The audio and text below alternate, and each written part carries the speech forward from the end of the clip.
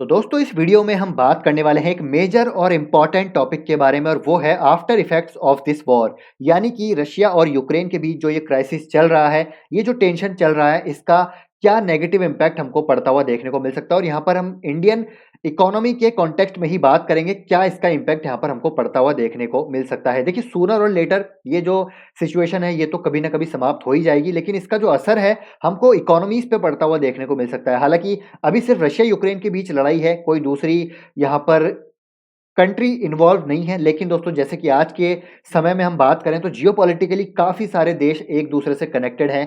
व्यापार संबंधित काफ़ी सारे यहाँ पर इश्यूज अब क्रिएट होते हुए नज़र आ सकते हैं, जिसकी वजह से सारी इकोनॉमीज पे हमको प्रेशर देखने को मिल सकता है। तो यहाँ पर उसके बारे में हम चर्चा करेंगे, क्या वो मेजर फैक्टर हैं जिसकी वजह से इंडियन इकोनॉमी में प्रेशर पड़ता हुआ देखने को मिलेगा, और वो कौन से सेक्टर हैं जिसकी जिसके ऊपर यहाँ पर हमको प्रेशर देखने को मिल सकता है। तो सबसे पहले अगर मैं आपको मेजर इंडाइसिस बताऊं तो आप देख सकते हैं, मॉस्को एक्सचेंज और जो रशियन ट्रेडिंग सिस्टम है उसमें देखिए करीब करीब 35 और 40% की गिरावट हमको रिस्पेक्टिवली देखने को मिल रही है। अगर हम दूसरे इंडेक्सेस भी देखें तो देखिए, स्पेन का इंडेक्स हो गया, यूरो इंडेक्स हो गया, या फिर ब्रिटेन का इंडेक्स हो गया, हर जगह आज हमको त्राहिमाम देखने को मिल रहा है। अगर हम नैस्डैक एंड डाउ जोन्स की बात करें तो यहाँ पर थोड़ा कम है अभी प्रेशर, लेकिन स्टिल दोस्तों आप देखिए काफ़ी रेड में देखने को हमको मिल रहे हैं। और जितने भी पूरे ग्लोबल मेजर इंडेक्सेस हैं सब हमको रेड पे देखने को मिल रहे हैं। जैसे मैंने कहा, सारी इकोनॉमीज यहाँ पर इम्पैक्ट होती हुई नजर आती है जब भी कभी दो बड़े देश और जब यहाँ पर सुपर पावर्स इन्वॉल्व होती है तो उसका एक प्रेशर हमको इकोनॉमीज पे देखने को मिलता है, और जैसे कि आप यहाँ पर देख भी पा रहे हैं। अब यहाँ पर हम बात करते हैं इंडियन कॉन्टेक्स्ट में क्या इम्पैक्ट पड़ेगा।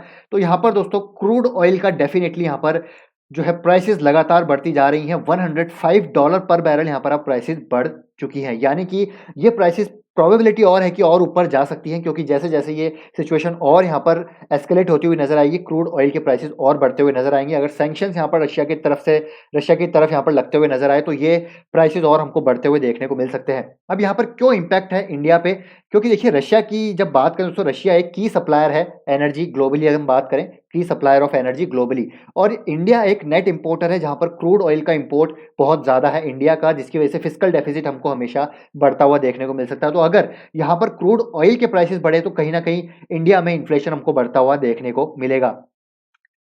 देखिए, अगर क्रूड ऑयल के प्राइसेस बढ़ते हैं तो बेसिकली यहाँ पर ट्रांसपोर्टेशन कॉस्ट पूरी बढ़ जाएगी। अगर प्राइसेस हमको पेट्रोल के डीजल के बढ़ते हुए देखने को मिले तो पूरी ट्रांसपोर्टेशन कॉस्ट बढ़ेगी, जिसका सब्सिक्वेंट इम्पैक्ट हमको सारी cost of goods, cost of food पे देखने को मिलेगा। और सिंपल भाषा में बोलूँ तो यहाँ पर सीपीआई हमको बढ़ता हुआ देखने को मिलेगा, यानी कि कंज्यूमर प्राइस इन्फ्लेशन, और होलसेल प्राइस जो है इन्फ्लेशन भी दोस्तों यहाँ पर बढ़ता हुआ देखने को मिल सकता है। हालांकि अभी भी एक्साइज ड्यूटी जो रिड्यूस की थी यहाँ पर पेट्रोल और डीजल पे, वो अभी तक बढ़ाई नहीं गई है। उसके पीछे का इंटरनल रीजन है दोस्तों, अभी जैसे कि आपको पता है असेंबली इलेक्शन यहाँ पर चल रहे हैं।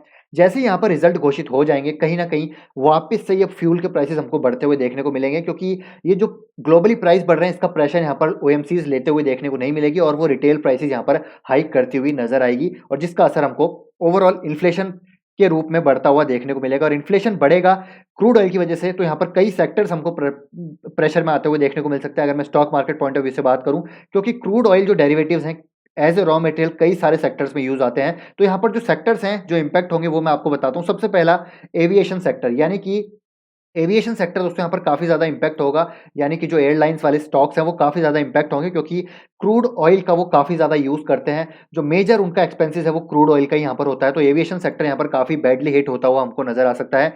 दूसरा अगर मैं आपको बताऊं तो वो है दोस्तों पेंट सेक्टर। पेंट सेक्टर यानी कि Asian paints, Nerolac, Berger paints वगैरह यहाँ पर इम्पैक्ट होते हुए नजर आएंगे, क्योंकि 50% जो इनके एक्सपेंसिस होते हैं वो क्रूड ऑयल डेरिवेटिव्स का है, जो कि एक मेजर रॉ मटेरियल है। तो यहाँ पर अगर जो क्रूड ऑयल डेरिवेटिव्स के प्राइसेस बढ़ेंगे तो पेंट सेक्टर पे रॉ मटेरियल का प्रेशर बढ़ता हुआ देखने को मिलेगा, और इनके जो है यहाँ पर बेसिकली प्रॉफिटेबिलिटी डिक्लाइन होती हुई नजर आएगी। तो पेंट सेक्टर यहाँ पर काफी इंपैक्ट होता हुआ नजर आ सकता है। तीसरा सेक्टर अगर मैं बात करूँ तो टायर सेक्टर, यानी कि बालकृष्ण इंडस्ट्रीज, एमआरएफ, सीएट, जेके टायर वगैरह, ये सब इंपैक्ट होते हुए नजर आ सकते हैं, क्योंकि 30% ऑफ जो एक्सपेंसिस है इनका, वो मेजर एक्सपेंसिस इनका रॉ मटेरियल का है। रॉ मटेरियल में क्रूड ऑयल डेरिवेटिव्स का ये यूज करते हैं। तो टायर सेक्टर में भी प्रेशर आता हुआ देखने को मिल सकता है अगर यहाँ पर प्राइसेस और ज्यादा बढ़ते हुए नजर आए तो। और साथ ही साथ केमिकल सेक्टर में, जैसे कि आपको पता है यहाँ पर कई सारी केमिकल सेक्टर में क्रूड ऑयल डेरिवेटिव्स का यूज होता है, तो केमिकल सेक्टर भी यहाँ पर प्रेशर में आएगा। पांचवा अगर मैं आपको बताऊं तो लुब्रिकेंट सेक्टर, यानी कि जो लुब्रिकेंट सेक्टर है जैसे कि कैस्ट्रॉल वगैरह, उनका भी दोस्तों क्रूड ऑयल का जो है मेजर रॉ मटेरियल है क्रूड ऑयल इनका।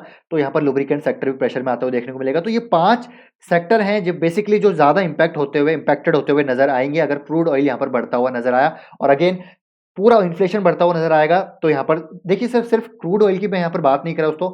देखिए जो रशिया है ना, वो की सप्लायर तो है ही एनर्जी का, साथ ही साथ जो कमोडिटी है जैसे कि जो एग्री कमोडिटी है उसका भी एक की सप्लायर है। रशिया और यूक्रेन मिलके 90% ऑफ जो इंडिया का सनफ्लावर ऑयल है वो इंपोर्ट यहाँ पर रशिया से होता है।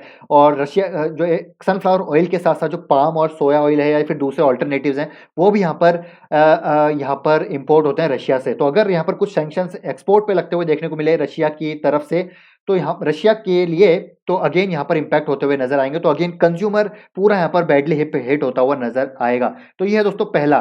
ठीक है, दूसरा अगर हम बात करें तो यहाँ पर रशिया एनर्जी के साथ साथ दोस्तों यहाँ पर कमोडिटी में भी एक बड़ी कंट्री है, एक मेजर कमोडिटी कंट्री है, प्लेयर है आप कह सकते हैं, जहाँ पर कई सारे मेटल्स को यहाँ पर रशिया एक कई सारे मेटल्स का मेजर सप्लायर है। तो उसमें एक है पैलेडियम, और पैलेडियम बेसिकली उसमें रशिया एक one of the largest exporter है पैलेडियम का। और पैलेडियम जो यूज़ होता है वो बेसिकली ऑटोमोटिव एग्जॉस्ट सिस्टम में यूज़ होता है। जी हाँ, तो ऑटोमोटिव एग्जॉस्ट सिस्टम में यूज़ होता है पैलेडियम का, काफ़ी ज़्यादा यहाँ पर एक्सपोर्ट यहाँ पर करती है इंडिया। तो अगर पैलेडियम की तरफ पैलेडियम यहाँ पर बेसिकली कुछ सैंक्शन लगते हुए नजर आए, कुछ यहाँ पर एक्सपोर्ट पे पाबंदी लगाई गई, तो पैलेडियम यहाँ पर इम्पैक्ट होगा और उसकी वजह से ऑटो सेक्टर यहाँ पर इम्पैक्ट होता हुआ नजर आ सकता है। साथ ही साथ एल्यूमिनियम का भी काफ़ी बड़ा एक्सपोर्टर है, सप्लायर है रशिया। तो अगर एल्यूमिनियम का इम्पोर्ट भी यहाँ पर गड़बड़ाता हुआ नजर आए तो अगेन ऑटोमोटिव सेक्टर पे प्रेशर आ सकता है। लेकिन एल्यूमिनियम की जो कंपनियां हैं भारत में जैसे कि हिंडाल्को और नाल्को वगैरह, ये पॉजिटिव इनके लिए हो सकता है। लेकिन ओवरऑल ऑटो सेक्टर पे यहाँ पर दोस्तों हमको प्रेशर देखने को मिल सकता है। ऑटो सेक्टर ऑलरेडी काफ़ी प्रेशर में है सेमीकंडक्टर की वजह से, ठीक है, और जो ये क्रूड ऑयल की प्राइसेस है उसकी वजह से भी, उसके साथ साथ ये जो इशू है ये भी दोस्तों क्रिएट हो सकता है। तो दूसरा हो गया यहाँ पर। और यहाँ पर बेसिकली जो है मेटल कमोडिटी सेक्टर यानी कि मेटल में भी यहाँ पर प्रेशर हमको देखने को मिल सकता है। और ये इनकी वजह से ऑटो सेक्टर और जो बेसिकली जहाँ पर क्रूड ऑयल डेरिवेटिव्स यूज होते हैं एज ए रॉ मटेरियल, वो सेक्टर भी हमको हिट होते हुए देखने को मिल सकते हैं, जैसे कि मैंने आपको बताया। और फार्मा सेक्टर भी बेसिकली अगर मैं आपको बताऊं तो फार्मा सेक्टर भी दोस्तों यहाँ पर इम्पैक्ट हो सकता है, क्योंकि मेजर एक्सपोर्टर है फार्मा प्रोडक्ट्स का इंडिया, रशिया और यूक्रेन। बेसिकली यूक्रेन जो है थर्ड मेजर एक्सपोर्टर है इंडिया के लिए, जर्मनी और फ्रांस के बाद। और डॉक्टर रेड्डी लेबोरेटरी और सन फार्मा का एक स्ट्रॉन्ग प्रेजेंस है रशिया और यूक्रेन में। तो डॉक्टर रेड्डी और सन फार्मा का दोस्तों बिजनेस में इंपैक्ट हो सकता है। रेनबैक्सी भी यहाँ पर एक बड़ा नाम है जिसका बिजनेस इंपैक्ट होता हुआ नजर आ सकता है। और फार्मा की कई कंपनीज यहाँ पर प्रेशर में आ सकती है, जिसका मेजर एक्सपोर्ट जो है रशिया यूक्रेन पे हमको देखने को मिल सकता है, जिसमें डॉक्टर रेड्डी लेबोरेटरीज, सन फार्मा एक मेजर प्लेयर है इस क्षेत्र में।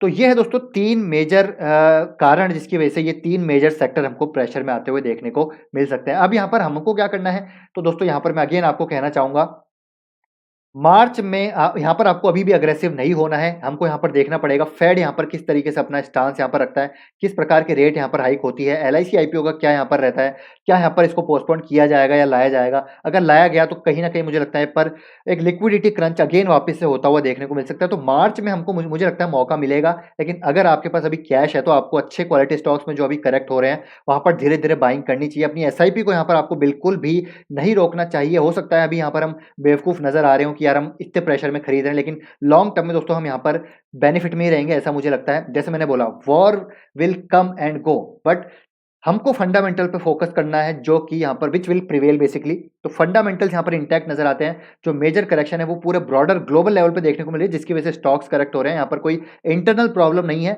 तो लॉन्ग टर्म वेल्थ क्रिएशन तभी होगी जब हम यहाँ पर लॉन्ग टर्म के लिए सर्वाइव कर पाएंगे मार्केट में। ये जो हिकअप्स हैं ये तो आते रहेंगे, लेकिन हमको सर्वाइव करना जरूरी है। सर्वाइव करने के लिए आपको मेजर स्टॉक्स में, क्वालिटी स्टॉक्स में बाइंग करना है। और यहाँ पर आपको ध्यान रखना है कि अभी आपको ब्लू चिप स्टॉक्स में ज्यादा फोकस करना है, क्योंकि यहाँ पर जब मार्केट में प्रेशर आता है, जब मार्केट गिरता है, तो ब्लू चिप स्टॉक्स में ही सबसे ज़्यादा बाइंग होती हुई नजर आती है, क्योंकि ये एक स्टेबिलिटी दोस्तों प्रोवाइड कराते हैं। तो ये आपको ब्लू चिप स्टॉक पे जरूर नजर रखनी है। साथ ही साथ जो मिड कैप कंपनी है, स्मॉल कैप कंपनीज हैं, जहां पर आपको 200% कन्विक्शन है, वहां पर ही आपको अभी बाइंग करनी है और अग्रेसिव नहीं होना है। मौका जरूर मिलेगा अभी मार्च अप्रैल में, मुझे लगता है और भी हमको मौके मिल सकते हैं। तो यहाँ पर ऐसा नहीं है कि यार सारी डिप्स को हमको खरीदना है, डिप्स को आपको बाय करना है, लेकिन बहुत ही कूल एंड काम माइंड से। यहाँ पर अग्रेसिव बिल्कुल भी नहीं होना है। तो आई होप ये वीडियो दोस्तों आपको इंपॉर्टेंट लगा होगा, इन्फॉर्मेटिव लगा होगा। अगर वीडियो अच्छा लगा है तो लाइक कीजिए। आपके क्या थॉट प्रोसेस है इस पूरी सिचुएशन को लेके कमेंट जरूर कीजिएगा, डिफरेंट पर्सपेक्टिव जानने को मिलेगा। तो वीडियो को यहीं समाप्त करते हैं, मिलते हैं आपसे नेक्स्ट वीडियो में दोस्तों। Till then take care, bye bye.